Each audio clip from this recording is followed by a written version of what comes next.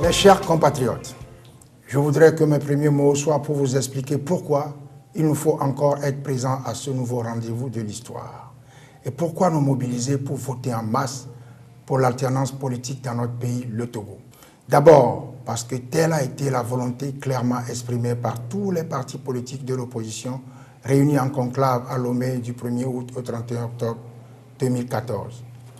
Ensuite, j'ai parcouru ces dernières années toutes les régions de notre pays, les villes et les villages, même les plus reculés. J'ai écouté les populations parler de leurs conditions de vie. J'ai constaté moi-même qu'elles manquent de tout. J'ai relevé, entre autres, partout, et avec consternation, l'absence d'eau potable, l'eau qui est source de vie. J'ai été choqué de relever que l'immense majorité de nos populations s'abreuvent dans des eaux marécageuses, avec une eau verdâtre et totalement insalubre. Ceci est inadmissible 50 ans après notre indépendance. J'ai acquis alors la conviction que nous ne pouvons continuer d'abandonner notre pays aux mains de ces personnes qui n'utilisent pas le pouvoir qu'ils ont confisqué par la force pour développer notre pays, mais au contraire, posent des actes qui détruisent le Togo et mettent en danger à ce point la vie de nos populations.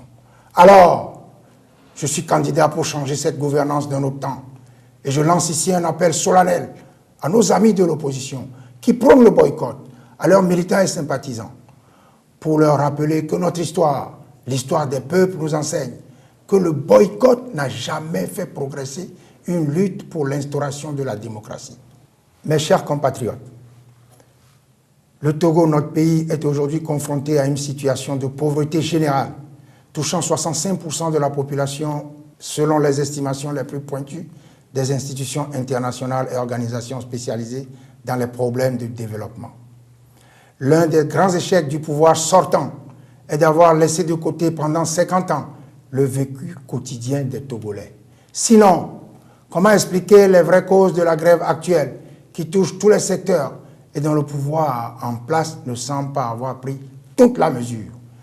L'immense majorité des familles togolaises peinent à se nourrir, peinent à se faire soigner, peinent à obtenir et assurer l'éducation de ses enfants, faute de structures d'accueil scolaire et sanitaire et faute d'un revenu minimum convenable.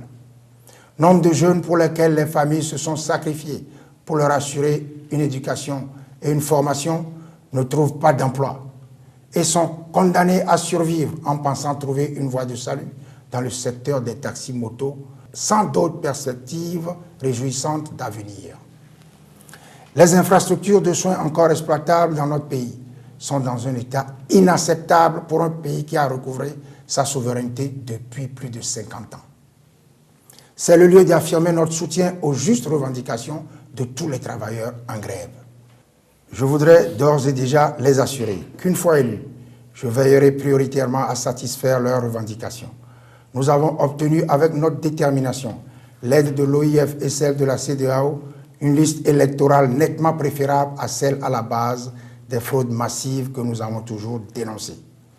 L'heure du rassemblement pour le changement et l'alternance a donc sonné. Venez tous, Moba, Tchokosi, Kabie, Losso, Konkomba, Kotokoli, Bassa, Akoso, Adja, Eve, Mina, Akebo, Bessi, Wachi et tous les autres.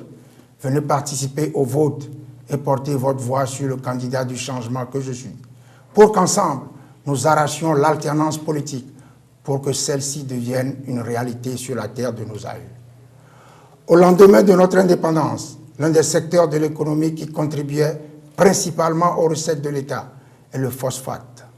Ce secteur a subi sous le règne de la famille Gnassingbé une telle prévarication que cette industrie, faute d'entretien et de renouvellement des équipements, par manque de transparence dans la gestion et par des détournements des recettes d'exploitation, est devenue l'ombre d'elle-même.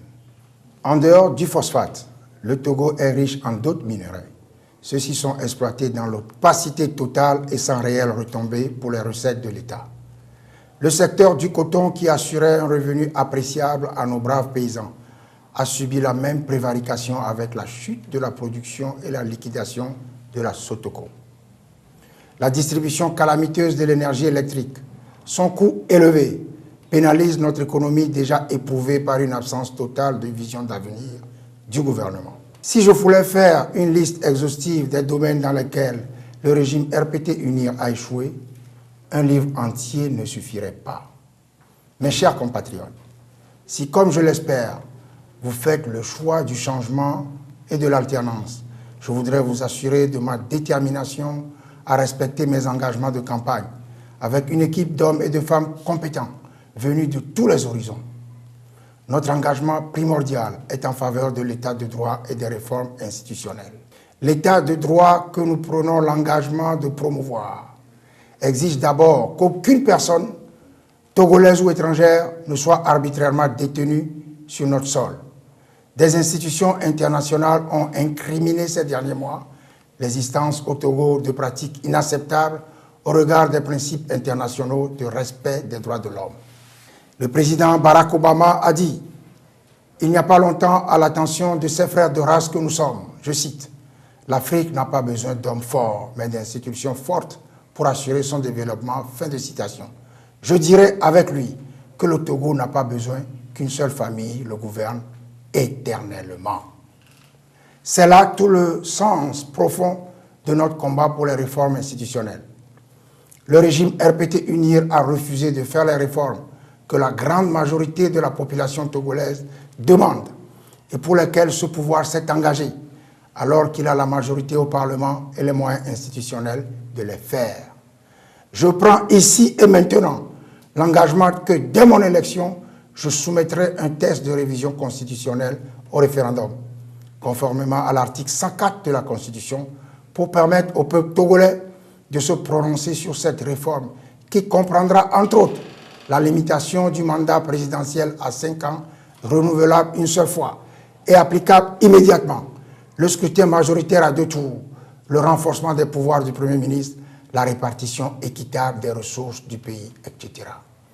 Au titre de cette réforme, il y aura aussi celle de la Cour constitutionnelle pour rendre effectives au profit des citoyens les attributions confiées à cette haute juridiction par l'article 99 de la Constitution. Je veux parler tout d'abord de l'intervention de la Cour constitutionnelle pour garantir le respect des droits fondamentaux et des libertés publiques. Ensuite, de la régulation du fonctionnement des institutions et des activités des pouvoirs publics. Le droit et la justice sont de grands partenaires silencieux du développement. La justice togolaise, décriée par les citoyens et les investisseurs, malgré les millions d'euros que l'Union européenne, consciente de la nécessité d'une justice impartiale et équitable, a déversé sans succès dans notre pays, doit être réformée en profondeur.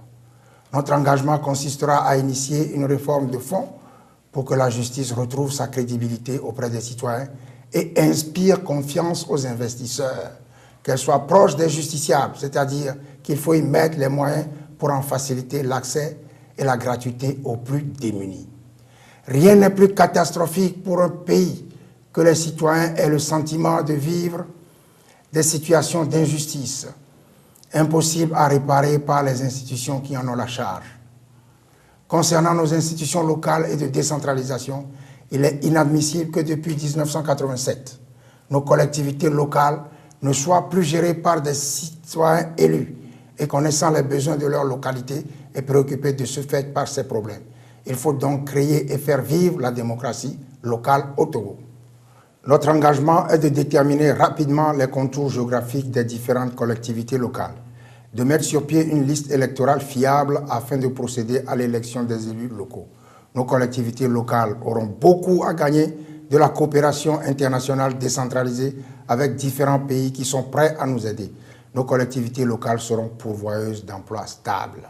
Dans mes prochaines interventions, je vous entretiendrai de l'armée et j'aborderai d'autres questions socio-économiques. En attendant, le mot d'ordre est que chaque Togolaise, chaque Togolais, de la ville comme des villages les plus reculés, dans toutes les maisons, se mobilise pour que, comme le symbolise notre emblème, nous brisions ensemble les chaînes qui entravent nos libertés publiques, qui empêchent le développement de notre pays. Nous vaincrons par la grâce de Dieu. Que l'Éternel bénisse le Togo. Milano fuya chika kade ye